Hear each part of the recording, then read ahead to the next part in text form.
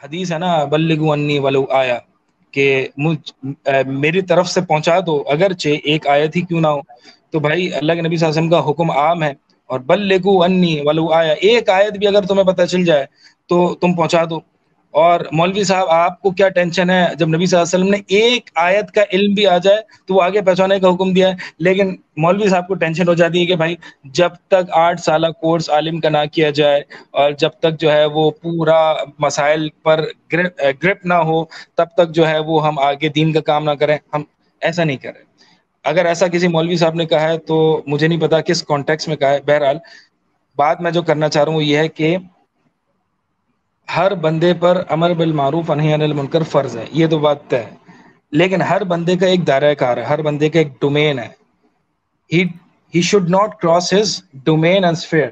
ٹھیک ہے. اب مسئلہ یہ ہوتا ہے کہ عام ایک موٹیویشنل اسپیکر ہے، جب وہ فتوے کی کلاس کھول دے کہ بھائی پوچھ لو مجھ سے، اب سارے question and answer Q&A session ہو رہا ہے، ٹھیک ہے. اب کیا ہے کہ اس اسپیکر نے ہی کراسڈ ہز لمٹ، ہی کراسڈ ہز ڈومین. اب وہ اپنے ڈومین سے، اس کا ڈومین کیا تھا کہ وہ عام موٹیویشن دے لوگوں کو اور دین کی طرف رغبت دلائے، لیکن اب وہ Q&A سیشن اور فتوے سیشن شروع ہو گئے. اچھا اور تو اور اتنی حیرت کی بات یہ بھی ہے کہ اس شخص کو عربی بھی نہیں آتی اور وہ قرآن کی تفسیر اور ترجمہ اور تفسیر کرانے بیٹھا ہوا ہے، ٹھیک ہے.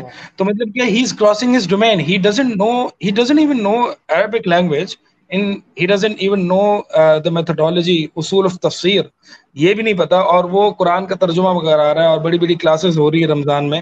تو ہم یہی کہہ رہے ہیں کہ ہر بندے نے جتنا اللہ کے نبی نے کہا ہے ولو آیا، بلغوا انی ولو آیا. اچھا اب اس میں بھی نوٹ کرنے کی بات کیا ہے، بلغوا انی، انی یعنی مجھ سے بیان کرو، مجھ سے آگے، بلغوا ہے، فسروا انی ولو آیا نہیں ہے.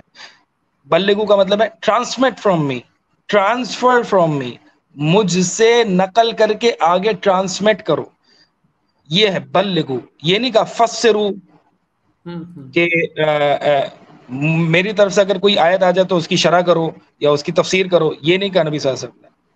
تو نبی صلی اللہ علیہ وسلم یعنی ایک layman can transfer knowledge but he cannot explain, give his opinions, give fatwas on the ayah or any knowledge. ٹھیک ہے. تو اگر ہم حدیث پر بھی جو ہے وہ غور کریں گے تو، اور انی بھی جو ہے نا یہ بھی نوٹ ورتھی ہے، اس کو بھی نوٹ کرنا چاہیے کہ بلغوا انی کہ مجھ سے پہنچاؤ. اب یہ کیسے پتا چلے گا کہ یہ سند انی، یہ جو سند ہے نبی صلی اللہ علیہ وسلم تک پہنچ رہی ہے؟ علم ہوگا تبھی تو پتا چلے گا نا.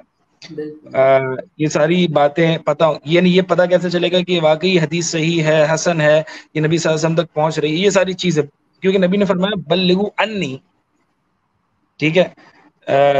تو یہ دو چیزیں اس میں نوٹ کرنے کی ہے.